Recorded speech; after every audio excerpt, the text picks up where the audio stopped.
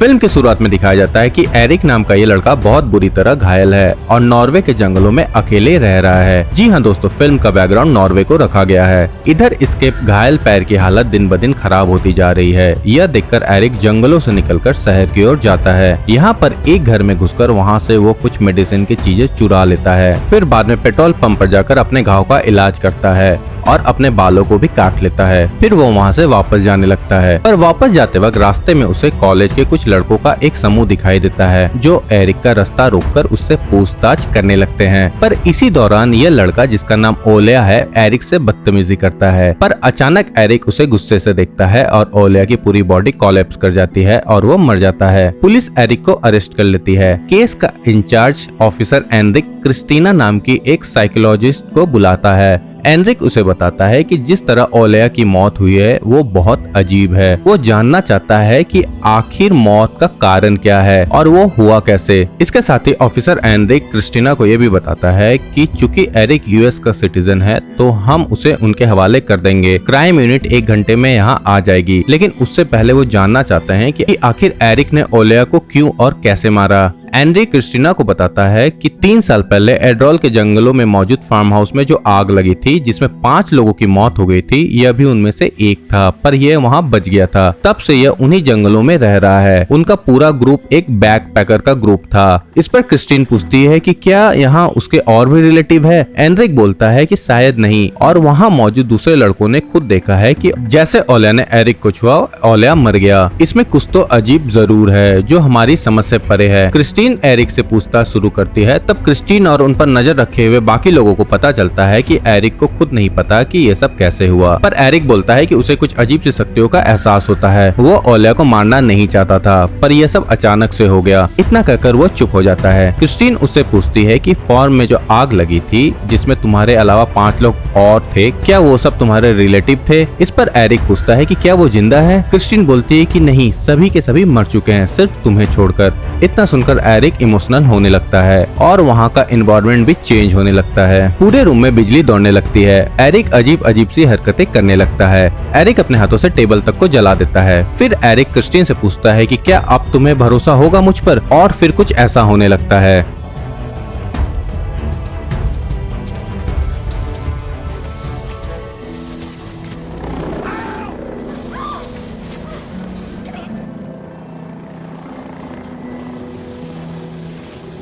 Christine Eric को बताती है कि उसके इमोशन पर कंट्रोल करना होगा क्योंकि यह शक्ति उसके अंदर है। तभी वहाँ कोरा हाथवे नाम की यूएस एम्बेसी की ऑफिसर आती है और एरिक को वहाँ से बेहोश करके ले जाती है। ऑफिसर एनरिक क्रिस्टीन को बोलता है कि यह उनकी परेशानी थे, अच्छा हुआ ले गए। मैंने जो अभी देखा इसके बाद मुझे नहीं जानना कि फार्म में या ओलिया के साथ क्या हुआ था, क्योंकि फिलहाल ये सब समझ के बाहर है। इधर रास्ते में एरिक को फिर से होश आ जाता है, जिससे कि मौसम अचानक खराब होने लगता है और हेलीकॉप्टर पर बिजलियां भी गिरने लगती है। तभी हेलीकॉप्टर नॉर्वे की एक नदी में क्रैश कर जाता है, पर एरिक किसी तरह कोरा को इस हादसे में बचा लेता है, पर खुद वहां से भाग जाता है। इसके बाद ऑफिसर एनरिक को उस एक्सीडेंटल साइट पर दिखाया जाता है, जो यह पता कर रहा है कि एरिक की बॉडी मिली है या नहीं। इधर दूसरी तरफ क्रिस्टीन जब ये न्यूज टीवी पर देखती है कि एरिक मिसिंग है, तो वो भी एरिक को ढूंढने घर से बाहर निकलती है, पर वहाँ पहले से ही एरिक मौजूद होता है। क्रिस्टीन उसे अपने साथ लेके अपने दोस्त के फार्म हाउस में जाती है, जहाँ क्रिस्टीन देखती है कि एरिक की पूरी बॉडी जगह जगह से जली हुई है। एरिक यहाँ क्रिस्टीन को यह बताता है कि उसके साथ ये सब फार्म में शुरू हुआ था। वो अपने साथियों के साथ वहाँ गया था, पर अचानक उसके अंदर से आग बाहर आने लगी, जैसे उसकी बॉडी में बिजली के ब्लास्ट हुए हो और हर तरफ आग लग गई। इधर दूसरी तरफ कोरा हाथवे ऑफिसर एनरिक को बताती है कि ये बहुत अजीब बात है कि एरिक की ये सच्चाई आप लोगों को पता चल गई। कोरा हाथवे की इस बात से हम व्यूवर्स को यह समझ आता है कि कोरा हाथवे को जरूर एरिक के बारे में कुछ पता है जो वो ऑफिसर एनरिक को नहीं बताना चाहती है। इसके साथ ही कोरा हाथवे ऑफिसर एनरिक को बताती है कि उसे किसी भी तरह एरिक को पकड़कर यहाँ से ले जाना होगा, क्योंकि उसने एरिक की ताकत देखी है कि कैसे उसने हेलीकॉप्टर क्रैश करवा दिया। इधर क्रिस्टीन को उसकी माँ का फोन आता है। क्रिस्टीन अपनी माँ को बोलती है कि वो एरिक के पास है, तो उसकी माँ क्रिस्टीन को एरिक को पुलिस के हवाले करने का सुझाव देती है। इधर क्रिस्टीन एरिक को बताती है कि उसे पुलिस के पास जाना होगा, वरना दोनों को खतरा हो सकता है। इस पर एरिक मान जाता है। कार के पास पहुंचकर क्रिस्टीन एरिक को गले लगाकर सॉरी बोलती है। तभी बारिश होने होने लगती है, पर एरिक और क्रिस्टीन नहीं भींगते। इस पर एरिक बोलता है कि बारिश होते ही उसने सोचा था कि काश वो लोग ना भींगे, और हुआ भी वैसा ही। क्रिस्टीन समझ जाते हैं कि एरिक में कुछ दैवीय शक्तियां हैं जो नेचर को अपने काबू में कर सकती है। वो दोनों पुलिस के पास ना जाकर उस फार्म हाउस में जाने का डिसाइड करते हैं जहाँ से ये सब शुरू हुआ था। रास्ते में एरिक क्रिस्टीन को बताता है कि जब भी वो उस फार्म के नजदीक जाता था उसे लगता था कि कोई चीज उसे बुला रही है। इधर रास्ते में जब क्रिस्टीन एक गैस स्टेशन पर रुकती है तब वहाँ टीवी में देखती है कि एरिक और क्रिस्टीन की फोटोज दिखाई जा रही है। उसे समझ आ जाता है कि जरूर उसकी माँ ने ऑफिसर एनरिक को इन्फॉर्म कर दिया होगा। इधर जब क्रिस्टीन एरिक के पास कार में जाती है तो एरिक वहाँ नहीं रहता। क्रिस्टीन को एरिक पेड़ों के सामने खड़ा मिलता है। एरिक क्रिस्टीन को बोलता है कि उसे एक दूसरी दुनिया जैसा कुछ नजर आने लगा है जहाँ हर तरफ रोशनी है और एक बड़ा सा और अजीब सा पेड़ भी नजर आता है। हर तरफ बहुत ठंड है। एरिक और क्रिस्टीन वहाँ से निकल जाते हैं, पर एक व्यक्ति उन्हें देख लेता है और पुलिस को इन्फॉर्म कर देता है। रास्ते में एरिक क्रिस्टीन को बताता है कि वो पेड़ जिसे वो देखता है उसमें जैसे पूरी दुनिया समाई हुई है और कोई अनजान ताकत उसे बुला रही है। इधर रास्ते में पुलिस के कार की हॉर्न सुनकर क्रिस्टीन डर जाती है और कार बहुत तेजी से चलाने लगती है, जिससे कि उन दोनों की कार एक्सीडेंट होने से बाल बाल बच जाती है। पर यह घटना एरिक के इमोशन को ट्रिगर कर देती है और क्रिस्टीन की पूरी कार ही डैमेज हो जाती है। पीछे से आ रहे ट्रक वाले से ये लोग हेल्प ले लेते हैं। इधर कोरा और ऑफिसर एनरिक भी पीछे से आ जाते हैं, जहां उन्हें क्रिस्टीन की डैमेज कार दिखाई देती है। कोरा एनरिक को बोलती है कि आगे एक ब्रिज है, वहां घेराबंदी करके उन्हें रोका जा सकता है। इधर वो लोग ब्रिज पर पहुंच तो जाते हैं, पर उन्हें पुलिस द्वारा बीच में ही रोक लिया जाता है। क्रिस्टीन पुलिस वाले को समझाने के लिए आगे बढ़ती है, पर वो लोग क्रिस्टीन को नीचे गिरा देते हैं, जिससे देखकर एरिक गुस्से में पागल हो जाता है और एक ही पल में पूरा क्लाइमेट चेंज होने लगता है और ब्रिज पर बिजलियां गिरने लगती है। स्थिति बहुत ज्यादा खराब होने लगती है। ब्रिज पर मौजूद लोग इस घटना का वीडियो बनाने लगते हैं। इधर कोरा और ऑफिसर एनरिक की फोर्स भी ब्रिज के एंट्री में पहुंच जाते हैं, पर वहां का नजारा देखकर ऑफिसर एनरिक को भरोसा हो जाता है कि एरिक कोई आम आदमी नहीं है।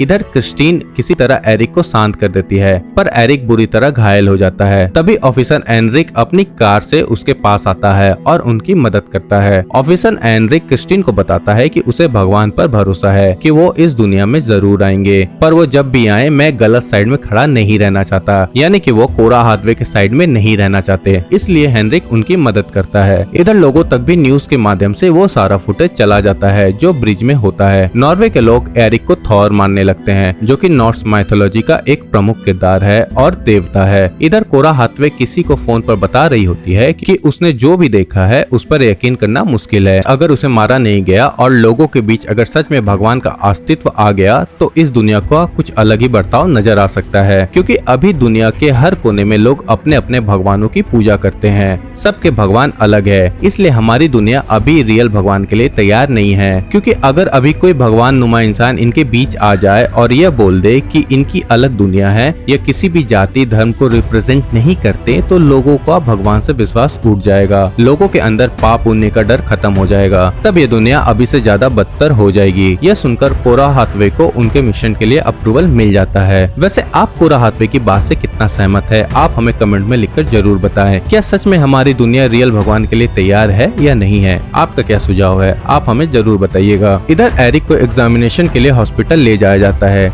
जहां यह पता चल सके कि एरिक के बॉडी के अंदर क्या हो रहा है। पर तभी मशीन के मैग्नेटिक फील्ड के कारण एरिक परेशान होने लगता है और पूरे हॉस्पिटल में शॉर्ट सर्किट हो जाता है। वो लोग जैसे एरिक को उस मशीन से बाहर निकालते हैं, नर्सेज आकर उन्हें बोलती है कि आईसीयू में एक लड़के को कार्डियक अटैक आया है। मशीन खराब हो चुकी है, इसलिए उसका इलाज नहीं हो पा रहा है। एरिक वहाँ जाता है और उस बच्चे के हार्ट में अपनी पावर भर देता है, जिससे कि वो बच्चा ठीक हो जाता है और सभी लोग उसे अब भगवान मानने लगते हैं। इधर एरिक जब बाहर निकलता है तो लोग उसे थॉर कहकर पुकारने लगते हैं। अब वो लोग हॉस्पिटल से उस फार्म हाउस में जाते हैं जहां ये सब शुरू हुआ था। रास्ते में ऑफिसर हेनरिक क्रिस्टीन को एक किताब देते हैं जो थॉर की कहानी होती है। ऑफिसर हेनरिक के अनुसार अगर थॉर की ताकत एरिक में है तो उसका हथौड़ा भी कहीं न कहीं जरूर होगा। क्रिस्टीन बोलती है कि इस किताब में लिखा हुआ है कि रैग्नारोक में थॉर और दूसरे सभी देवताओं के मारे जाने के बाद थॉर के 2 बेटों ने एक फार्म बनाया था, जहाँ वो एसगार्ड को वापस से बसाना चाहते थे और देवताओं के सभी ज्ञान को बचाना चाहते थे ताकि बाद में उन्हें जिंदा किया जा सके।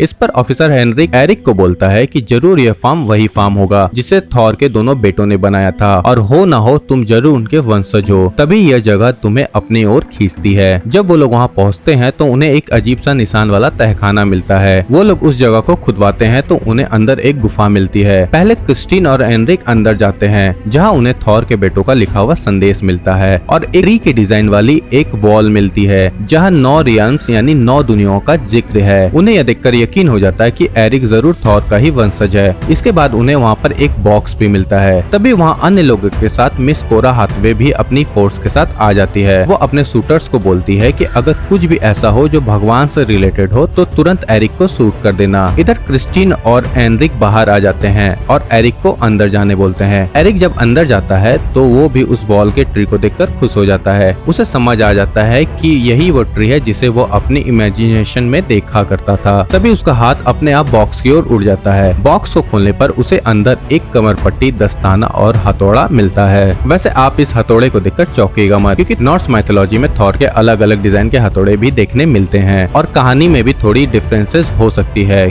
जैसे कि हमें पता है कि रैग्नारॉक में थॉर का हथौड़ा टूट गया था, पर यहाँ पे हथौड़ा दिखाया जा रहा है। अब ये थॉर का हथौड़ा है या उनके बेटों का, ये इसमें क्लियर नहीं किया गया है। खैर, इसके बाद जैसे ही एरिक पट्टे को अपने कमर में पहनता है, दस्ताने को पहनता है और हथौड़े को उठाता है, बाहर की सभी बिजलियां हथौड़े में समाने लगती है। एरिक हथौड़े को लेकर बाहर आ जाता है। क्रिस्टीन जैसे ही एरिक के पास जाती है, शूटर फायर कर देते हैं जिससे कि क्रिस्टीन मारी जाती है। शूटर एरिक पर भी गोली चलाते हैं पर गोली उस तक पहुंच ही नहीं पाती। एरिक गुस्से में पागल हो जाता है और वहाँ मौजूद हर किसी को अपनी ताकत से मार डालता है। एरिक उस पूरे के पूरे इलाके में बिजली गिरा देता है जिससे कि वहाँ मौजूद सभी लोग मारे जाते हैं। फिर बैकग्राउंड में हमें कुछ न्यूज एजेंसीज की आवाजें आती है कि थॉर जैसी ताकत वाला आतंकवादी एरिक लापता है जिसने कई सारे लोगों की जान ले ली है। अब एरिक को आतंकवादी क्यों कहा जा रहा है इसे आप खुद भी समझ सकते हैं। फिल्म यहीं खत्म हो जाती है। अगर फिल्म की बात करें तो कुछ पॉइंट को क्लियर नहीं किया गया है, जैसे कि कोरा हाथवे को शायद एरिक के बारे में पहले से पता था जब वो ऑफिसर एनरिक को बता रही होती है, पर डिटेल्स में हमें नहीं दिखाया गया है। इसके अलावा एरिक नॉर्वे कैसे आता है, क्यों आता है, कौन थे वो 5 लोग जिनकी मौत फार्म हाउस में हो गई थी, और एरिक कैसे थॉर का वंशज है, इन बातों को क्लियर नहीं किया गया है। शायद ओरिजिन स्टोरी होने के कारण इन्हें बाद के फिल्मों के लिए बचाया गया होगा। वैसे यह फिल्म थॉर की ओरिजिन स्टोरी नहीं है, बल्कि रैग्नारॉक के बाद थॉर के बचे वंशज की ओरिजिन स्टोरी है। अगर फिल्म को आप मार्वल के साथ कंपेयर करेंगे तो आप निराश हो सकते हैं, इसलिए फिल्म को एज अ ओरिजिनल कॉन्सेप्ट समझकर देखिएगा। फिल्म का हिंदी वर्जन अवेलेबल नहीं है, पर इंग्लिश सबटाइटल्स आपको इंटरनेट पर अवेलेबल हो जाएगा।